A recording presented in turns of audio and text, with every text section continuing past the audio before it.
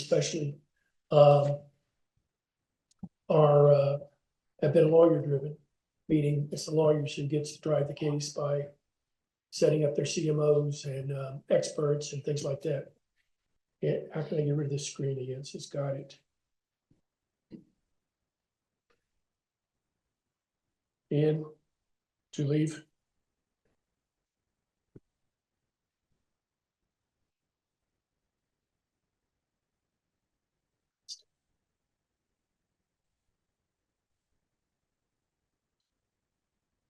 So what I mean by that is we've let the lawyers drive the cases for some unknown reason. The Supreme Court doesn't like that.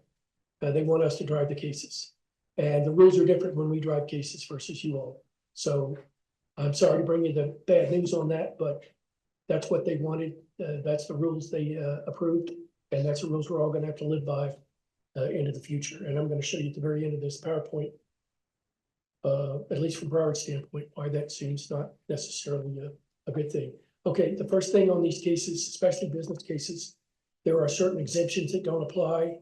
The ones that are significant for business would be maybe administrative proceedings at the end, property foreclosures, arbitration enforcement, extraordinary writs, enforcement of foreign judgments, and administrative summons. None of those require the case management that we're going to be talking about in these slides.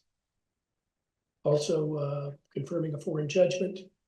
Now, the one that says cases in a special division by AO, our two complex divisions are in an AO that I have assigned year after year after year. But myself and Judge Phillips, to avoid confusion, are going to have all of these new rules apply to complex business and complex tort. And therefore, you're going to have to live by the same rules everybody else does in the courthouse on civil cases. Okay, we all know this rule. Complex cases are governed by 1.201. And I would encourage you all, when you read the orders that I've handed out here in the courtroom and the ones we're going to post on our website, see if you see any potential conflicts in what I've written in our suggested CMO and what's in those rules. I think I may have placed the mandatory requirements in different places in the complex order. So double check me on that. I think I did see one typo also. Okay, in general, now I'm going to talk to you all in terms of not every case you all have is in my division in complex business. You also have you also have cases in general circuit divisions, which are governed by the same kind of trial order, CMO and trial order that you're going to see here. This order must also set deadlines. Is there a way?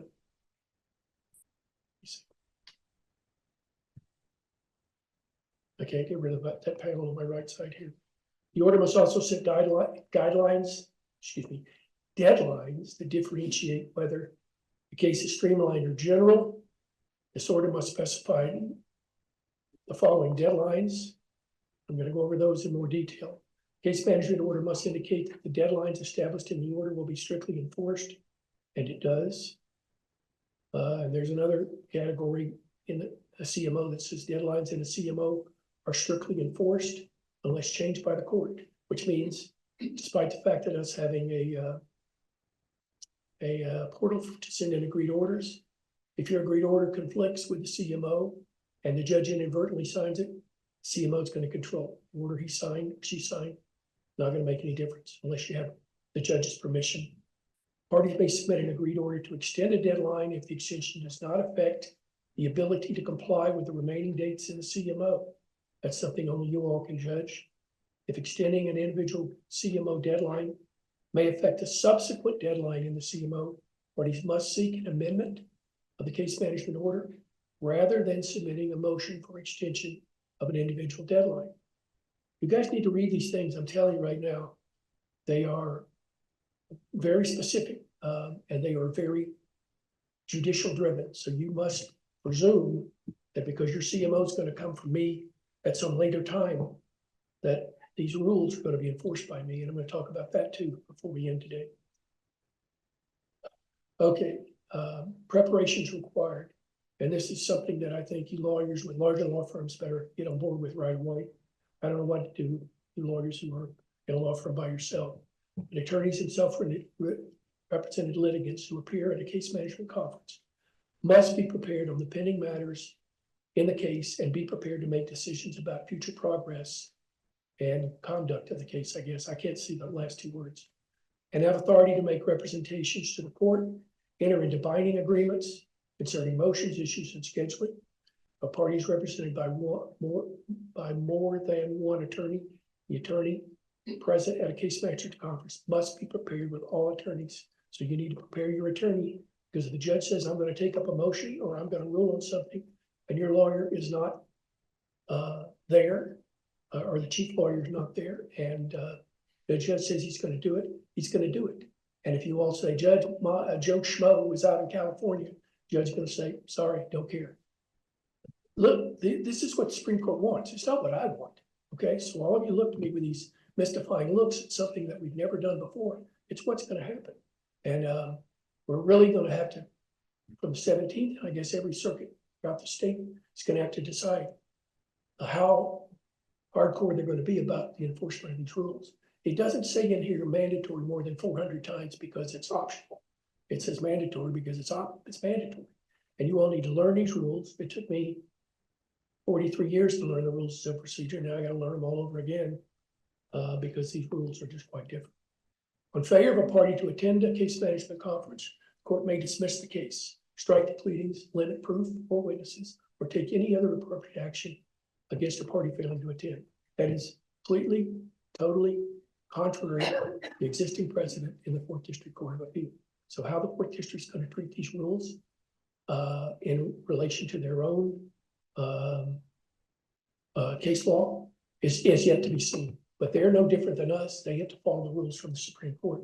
There's something called, I think it's called Cozen factors or something like that, where you have to make specific findings about prejudice, willful disobedience of a court order when you don't attend something like a case management conference, or used to be in the old days when everybody had calendar calls. And if people didn't attend, Judge Creighton was great at this. He used to dismiss the case. He'd make no findings. He'd get reversed, or some of the cases would just go away. But now this is completely different than the precedent that exists in the 4th District. Supreme Court has rulemaking authority over the 4th. So we'll see how that all plays out in the future. Okay, here are some of the most important parts of this. In general, a party must, without waiving a discovery request. What's that mean?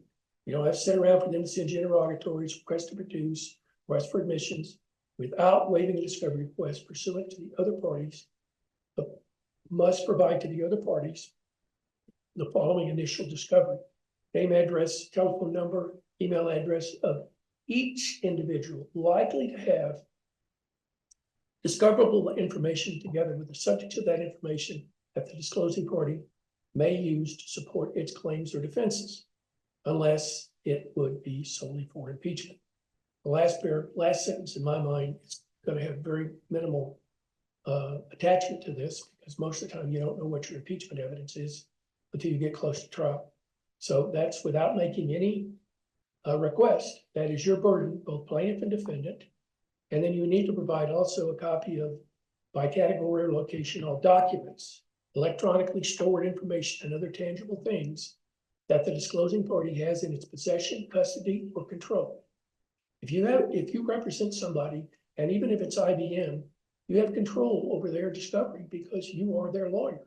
And giving the idea that, well, some bureaucrat said it's in such and such and such is no longer an excuse and no longer a defense. Or if not in the disclosing party's possession, custody, or control, look at that one. A description by category of and location of such information. Well, if you don't have it, where is it? You know you're going to use it eventually, and you don't have it, you don't disclose it. The likelihood is that evidence will be stricken by the judge. So you better be really careful about how you answer these things, and may use to support his claims or defenses, unless, again, solely for impeachment. So if you've got defenses that are being supported by documents, ESI, or other things, you better find out where they are. If you don't have them, well, I would strongly suggest you get them, so they're in your possession. And if they're not in your possession, that's not an excuse. You need to tell the other side where the information is. You've got to produce your insurance policies. That's generally in tort cases, but in construction cases, if you all don't already do it, I would think bonding or any other kind of indemnity agreement you have with anyone that would satisfy a judgment need to be produced at the onset of the case. Then you also have to, this applies to all the cases, make a computation of each category of damages claimed by the disclosing party. So that would mean even if you have a counterclaim and you're seeking damages, you need to make this computation at the initial part of the case and provide a copy of the documents or other evidentiary material, unless privileged or protected from disclosure, on which each computation is based, including materials bearing on the nature and extent of injury suffered. Again, provided the party's not supposed to provide non-economic, well, that would be only in court cases. But take a look at what that means if you're the plaintiff's lawyer, especially.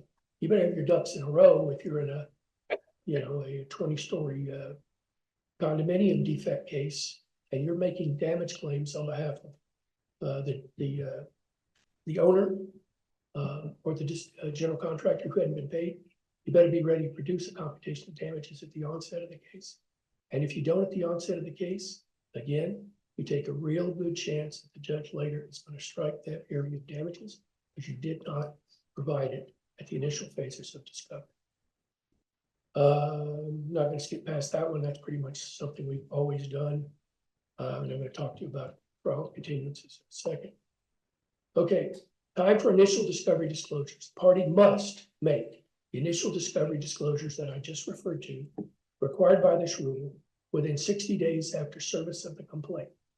So that means if you're the defendant getting served, you've got to make this disclosure within 60 days, and the plaintiff likewise has to make the disclosure within 60 days after the complaint's been served by him or her on your client. 60 days, all of those things before. Witnesses, ESI, written discovery, whatever it is that you're going to be using that you normally would take, most of you lawyers, 2 years to put together, you better be ready to do it in 60 days. Okay, unacceptable excuses and objections. These are all out the window too. All of these, I object to this and I object to that. If you're doing it in my division, I'm telling you right now, I may give people a little bit of a window, but you're going to pay the other side attorney's fees every time you do this without good cause. It says the party must make an initial discovery disclosure based on the information then reasonably available to you. A party is not excused from making its discovery disclosures because they have not investigated fully the case. What's that mean? Or because challenges to the sufficiency of the other party's initial discovery disclosures are inadequate because the party has not made initial discovery disclosure. So if the plaintiff sues you and they don't make the 60-day disclosure that they're required to do, and you get sued, you can't say, I never got any of their disclosure, Judge. The judge, I never had a chance to fully investigate my case. You independently are being held under these rules to do what you're required to do and not object based on what the other party did or did not do. The party who formally objects to providing certain information is not excused from making all other initial discovery disclosures required by this rule. I see that a lot, where the lawyer will pick and choose 5 or 6 objections in a 20 request to produce and say, well, since I objected to those, I'm not giving the others either. I'm telling you all, I don't like to say it, but if you all don't get on board with these rules quickly, you run the risk that you're going to be sued for legal malpractice if the judge sanctions you in some way for failing to comply with the rules. You run the risk that a witness, some evidence, some pleading, something critical to your case may be stricken by the judge because of late disclosure. And I have to tell you, when I read these things and I see what the offended party may argue by writ or on appeal, the fourth district's going to look at the rule just like I'm looking at them. Say, what the rules say? What did you do? Why didn't you do it? The judge isn't really kind of like we are now, where we say, well, what are your 11 excuses why you didn't do this? We're now looking at what did the rules say? Why didn't you do it? If there is a valid reason. And if there's not a valid reason, something unfriendly is going to happen to you or your client. I don't know if it's going to affect the lawyer, or it's going to affect the client, or it's going to affect both. Party who formally objects to providing certain information is not excused from making all other initial discovery disclosures under this rule. Supplementing of discovery, another big change. In the old rule, the party who has responded to a request for discovery with a response that was complete when it was made is under no duty to supplement the response. New rule, party who's made a disclosure under this rule or who has responded to an interrogatory request for production or request for admission must, not voluntary, must supplement or correct its disclosure or response in a timely manner if the party learns that in some material respect the disclosure or response is incomplete or incorrect, and if the additional or corrective information has not otherwise been made known to the other parties during the discovery process or in writing, or the only escape from this is an order from court. Old rule, another big one. When it issues setting cases for trial, we all live by this for the last 40 years. You couldn't set the case for trial as the judge till 20 days after service of the last pleading. New rule, the failure of the pleading to be closed will not preclude the court from setting a case for trial. So I've pretty much been doing that in complex business because the complex business rules allow us to do that. But now this is across the board, all cases. So if you're at some motion and you're just telling the judge, Judge, I got a motion to dismiss on this. You can't set the case for trial. He should completely ignore you and set the case for trial. It's not the judge's fault. These are what the rules say. Look at this one. Motions, this is Mr. Kohlenberg's least favorite in the whole list based on his motion practice. Motions to continue trials are disfavored and should rarely be granted, and then only upon good cause. Successive continuances are highly disfavored. Lack of due diligence preparing for trial is not grounds to continue a case. So what's that mean? Oh, Judge, we haven't taken their expert. Oh, Judge, I haven't disclosed my expert. Oh, Judge, my expert got conflicted out, and now I get a new expert. None of those are grounds for continuance under the new rules. Motion requirements. Motion to continue trial must be in writing. I think a lot of us have ignored this. It is now going to be strictly enforced. It has to be in writing unless it's made at trial. And it must be signed by the named party requesting the continuance. That means your client. We've had that rule in effect probably for 20 years, and I think probably 90% of the time, the lawyers just file a motion and don't have the party requesting the continuance sign off on it. Must be filed promptly after the appearance of good cause to support the motion. Failure to promptly request a continuance may be a basis for denying the motion to continue. That's another one that I see with some regularity.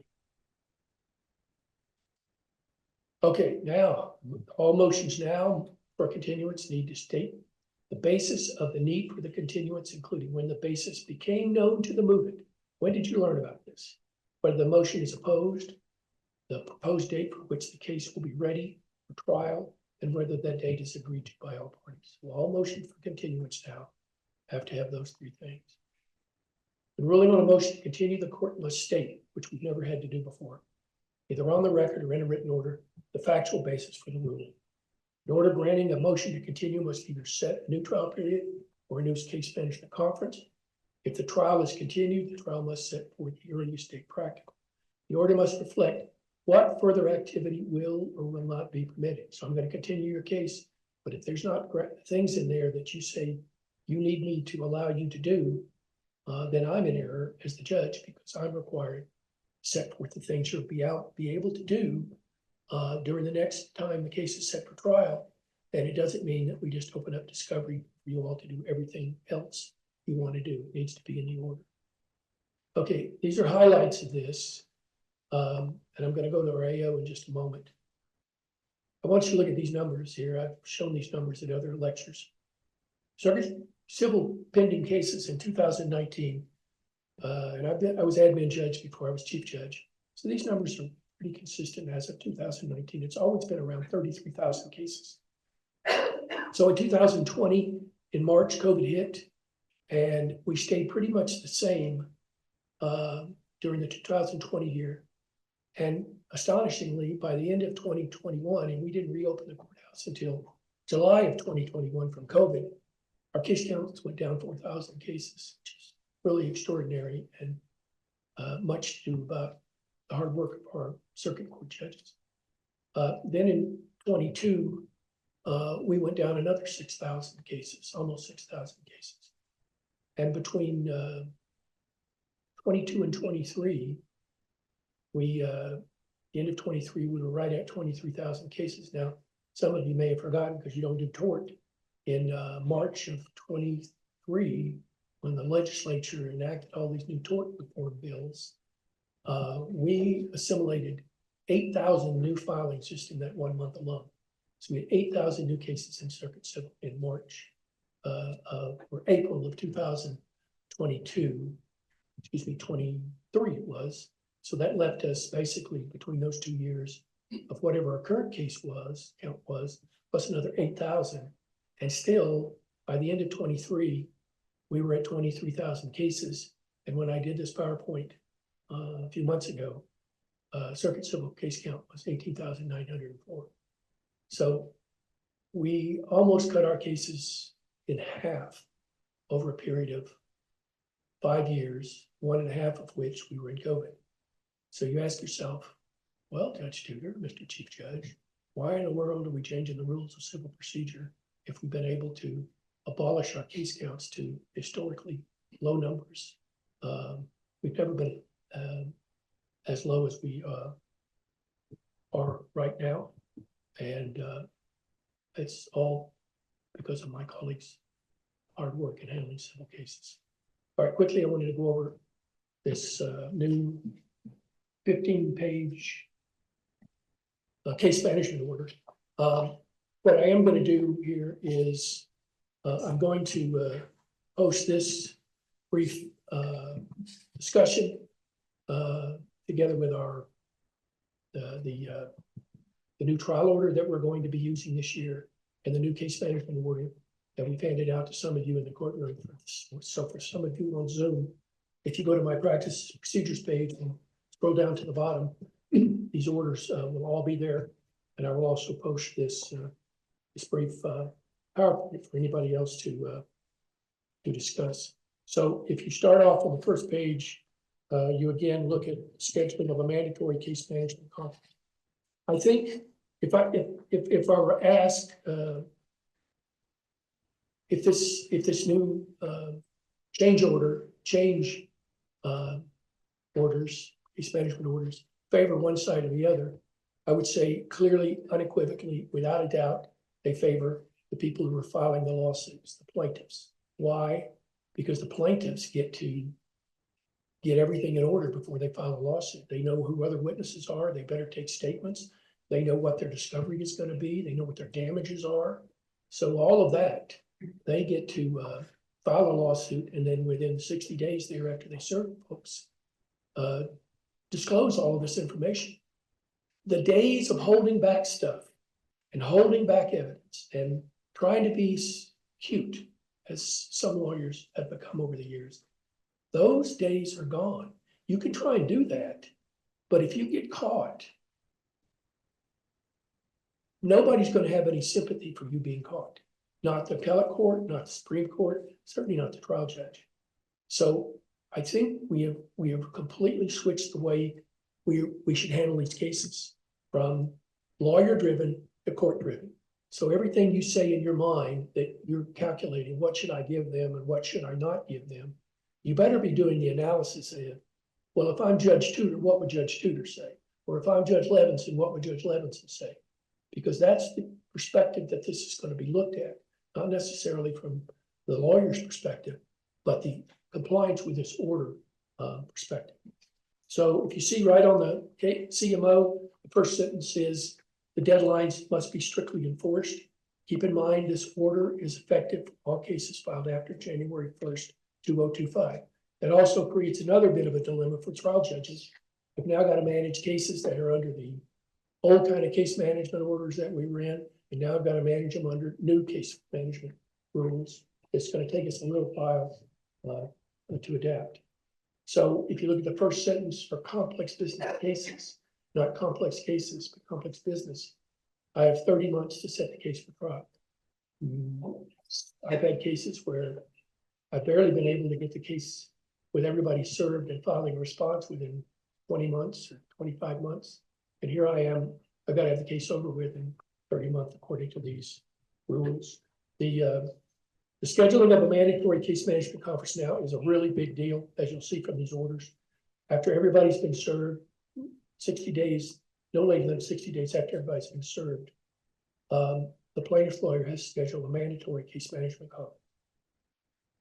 I don't know what to say about that in construction cases, in cases where I have 17 or 18 parties, and you guys are outside squabbling about, well, this one's gone here, and that one's gone here, and this one didn't go there. I think what I'm going to end up doing is telling the plaintiff's lawyer, you said it. If they don't attend, they don't attend, and you can get your pleading straight. So you need to find somebody to attend for you, or find a way to get on the phone for 30 minutes and do it yourself, or some other way to try to get in on the initial case management conference. Counsel for the plaintiff shall set this mandatory conference no later than 60 days after service in all parties. But here's what you're required to do 20 days prior to the date of the mandatory case management conference. Take a look at that. 60 days to set the conference. And then 20 days before the conference occurs, which is a very short window of time, you're supposed to meet, confer, and prepare a joint statement, which must be filed with the clerk 14 days prior to the mandatory conference. Look at those 3 dates. Some of you guys can't do anything in 14 days, but these rules are going to require you to do it. And look at all the things you've got to do at the onset of these cases. I'll skip through them without reading them all. You've got to go through pre-trial management of a large number of witnesses, propose limits on joining other parties, filing and hearing motions, identifying non-parties, names of attorneys responsible for handling the case, necessity for protective orders. Just go through that list there on page 2. It's A through P, excuse me. So all of those things at the initial mandatory case management conference have to be discussed, and that has to get on a piece of paper for me to review when we hold the mandatory case management conference. At the initial case management, the court trial date period no sooner than 6 days and no later than 30 months from the date of the conference will be set. And again, there's the rule.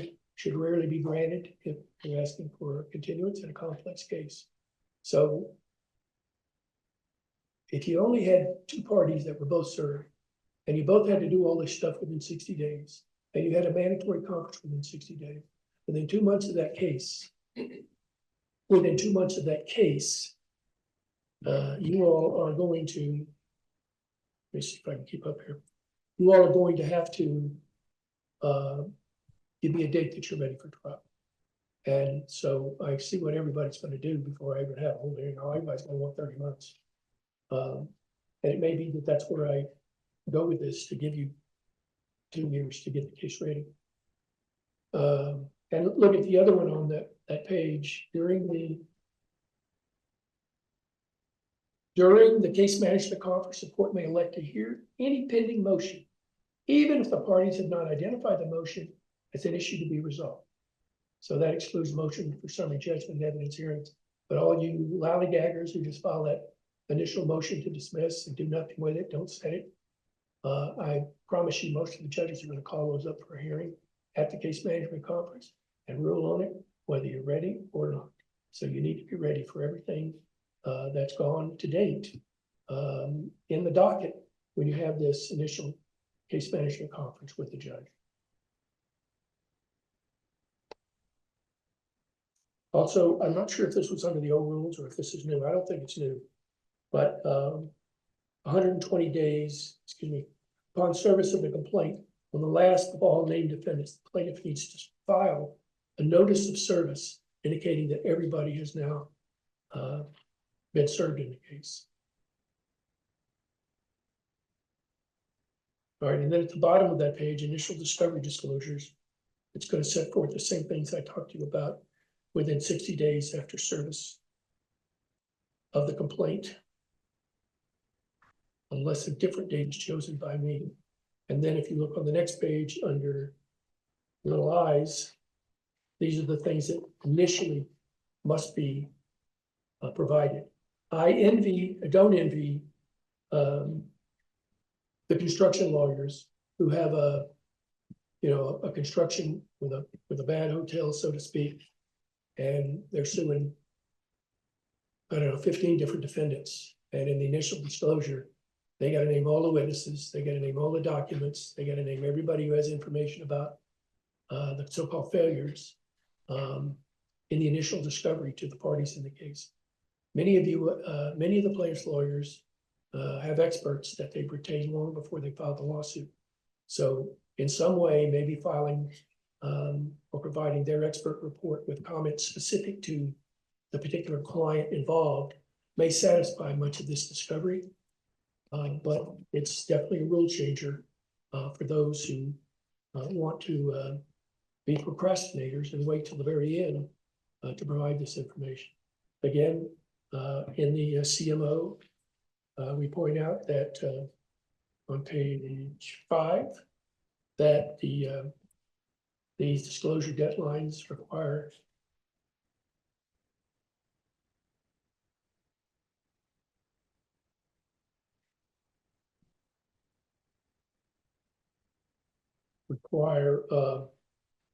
they be supplemented. And then another difficult deadline, I think, to meet is paragraph 8 says 15 days after the initial mandatory case management conference, the court must enter a case management order. It's barely 2 weeks. Parties are directed to prepare a proposed case management order, which must address each matter set forth in the rule. And the case management order also must specify the following. And then you go on to the requirements, expert witness requirements in Rule 1.280. Those all have to be in the initial case management. And I'll tell you one thing I'm not going to do. I can tell you right now, maybe because you all have worn me down here in 10 years in complex business. I'm not going to adjudicate 2 different case management orders. One side gives me a case management order with 15 things. Another side gives me a case management order with 15 other things and says, hey, Judge, here's the transcript you figured out. I'm not going to do that. So we're going to have to, I guess the judge is going to have to make these specific findings on the record during the conference so that there's no dispute about it later. Okay, and then if you look at paragraph 2 there, this is another one on naming witnesses, expert witnesses, which is a troublesome thing in all cases because you don't often know who you're going to disclose and what their information might be. Some very specific rule-oriented things, including with a disclosure, giving 3 confirmed dates for the expert witness to be disclosed. And if you don't choose one of those 3, I don't know what you're going to do, because I'm not very good at refereeing discovery dates between lawyers. The other thing this rule requires in many places is meet and confer. It's no longer just file something and don't talk to the other side about it. You are obligated to meet and confer to discuss things like motion calendar, continuances, evidentiary hearing dates, all of these things that we normally would just kind of, you guys might send a text to each other and say, that's what I'm doing. These rules now require meet and confer sessions. So you better keep that in mind. Now, if you scroll down to the bottom of page 6, beginning 6 and going on to 7, we put out some event dates and some disclosure, some completion dates.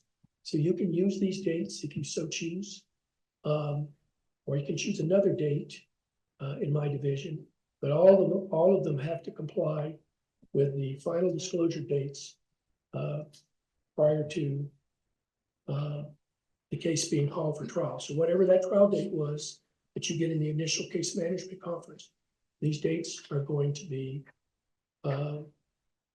consistent with that date. And if you go through these dates, These are specific dates for expert and disclosure dates for expert and fact witnesses. We do that now, but again, much of that is largely ignored by you all. It won't be largely ignored. If you look at 12, paragraph 12, conferral prior to filing motions even, or filing a non-dispositive motion. That's any kind of motion except for summary judgment or judgment on the pleadings. The movement must, capital letters, confer with the opposing party in a good faith effort to resolve the issues raised in the motion, and at the end of the motion, above the signature block, put in that we have conferred, or I have conferred and attempted to resolve the matter. This is a rule that's been in effect for some time. Now it is a mandatory rule, and before you even file your motion with the clerk, you need to be able to state that you made that conferral process with the other side. Another big one for you lawyers in these complex cases is paragraph B1, no later than, in this case, 120 days prior to counter call. Motions to add parties or amend the pleadings need to be completed. That seems to be in perpetuity in complex business, where people add parties and file third-party complaints right on the eve of trial. The other problem with this order and these rules are for people in business cases, especially, or construction cases particularly, where somebody doesn't really know about the existence of a third party until they get into the discovery, find out what their involvement on the job site was, find out they're really the guilty party of this, and then they file a motion to amend to add that third party, and the third party gets in the case, and guess what? The third party's got 45 days to prepare their case for trial because no continuances should be granted. So what do you do with a third party defendant in a case like that? It's problemsome. And I think you lawyers also, you complex business lawyers especially, need to be particularly careful about what cases you take if the case is set for trial or the case is on an eve of trial, unless you're a golf course buddies with a judge and can guarantee a continuance, which none of you would be. You're going to be under the gun because the judges might well say, sorry, I'm not giving you a continuance. Now he may sever that third party defendant out, but if he chooses not to, you're going to trial with whatever evidence you have, whatever you disclosed to date. It's another part of these rules that I don't think was very well thought out when they did these rules. All right, motions in limine, as far as I'm concerned, they should abolish that. I hardly ever hear those, and I usually look at them on paper before I make a motion, before I make a decision. Joint pretrial stipulations. I hear this perpetually from my colleagues in the other divisions where lawyers have not prepared pretrial stipulations and they're on a trial docket and they're getting ready to be called for trial. The judge pulls the case up and there's no pretrial stipulation. This rule now requires a joint pretrial stipulation. And going back to what I said about the 4th district, if you didn't file a joint pretrial stipulation in the case, one side or the other, maybe one side filed a unilateral, there's really no excuse for it, because any joint pretrial stipulation, in my division at least, you can put all the issues there, and you may have a divide on what the plaintiff or the defendant says. You put what the divide is and let the judge sort it out later. But just not doing one is really reprehensible. And I think those of you all who aren't doing them, and can I speak to all you folks online who might be in water loss cases? If you don't do a joint pretrial stipulation, or you don't do some form of a joint stipulation prior to trial, you run the risk that the court may dismiss the entire case based on non-compliance with the rules. And then it sets out right there, we do in paragraph, page 11, right on B, all of the things your joint pretrial stip must have. So it's all right there for you. All you got to do is follow this form.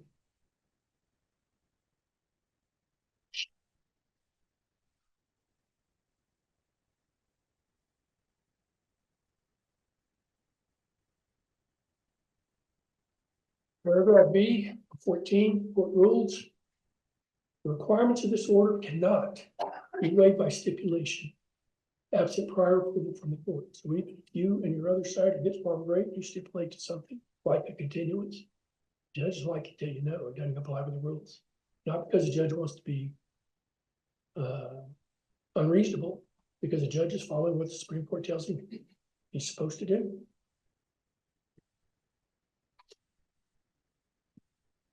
But I make a Monday more dreary than this. I didn't write these rules, guys. And then there's a whole category on page 13 to 14 where no continuances will be granted, more than I've ever seen before. The rest of this has primarily been in the rules that you all have been dealing with for so many years.